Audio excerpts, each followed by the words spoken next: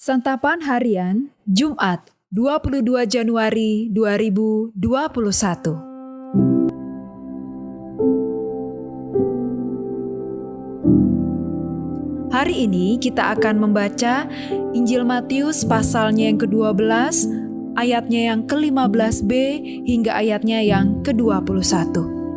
Namun sebelumnya, mari kita berdoa. Bersabdalah ya Allah, karena kami, anak-anak-Mu, siap mendengarkannya.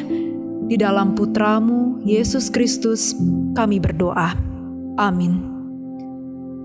Matius 12 ayat 15b sampai 21. Banyak orang mengikuti Yesus dan Ia menyembuhkan mereka semuanya. Ia dengan keras melarang mereka memberitahukan siapa Dia, supaya genaplah firman yang disampaikan oleh Nabi Yesaya. Lihatlah, itu hamba-Ku yang Kupilih, yang Kukasihi, yang kepadanya jiwaku berkenan. Aku akan menaruh Roh-Ku ke atasnya, dan Ia akan memaklumkan hukum kepada bangsa-bangsa.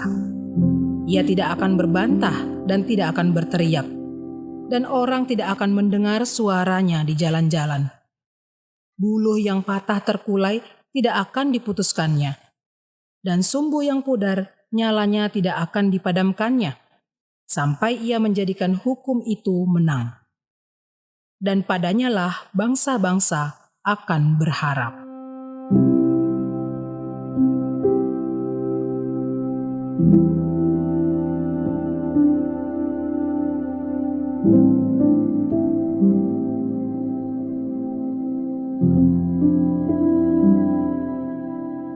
Sahabat Santapan Harian, dalam masyarakat pada umumnya orang yang dipandang baik adalah orang yang taat dan tunduk pada peraturan-peraturan yang ada. Demikian halnya dengan orang-orang Farisi. Mereka adalah orang-orang yang dikenal tidak hanya baik, tetapi juga kudus di masanya. Banyak orang mengikuti Yesus dan Dia menyembuhkan semua orang sakit. Namun Dia dengan keras melarang mereka memberitahukan siapa Dia.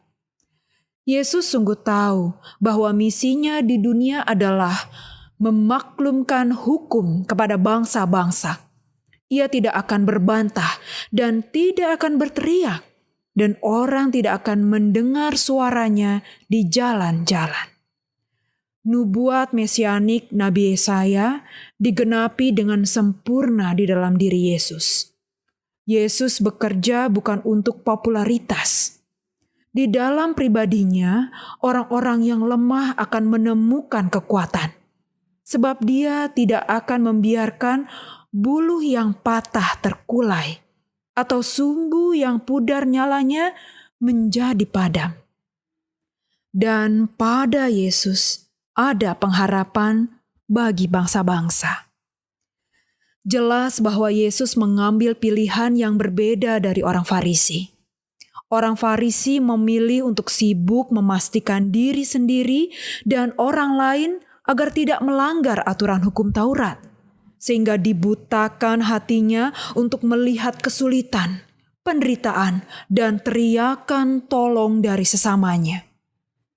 Yesus memberikan pengajaran yang berbeda dari orang Farisi, yaitu bahwa hukum Taurat sebenarnya diberikan untuk menolong manusia agar semakin mengasihi Allah, diri sendiri, dan juga sesamanya.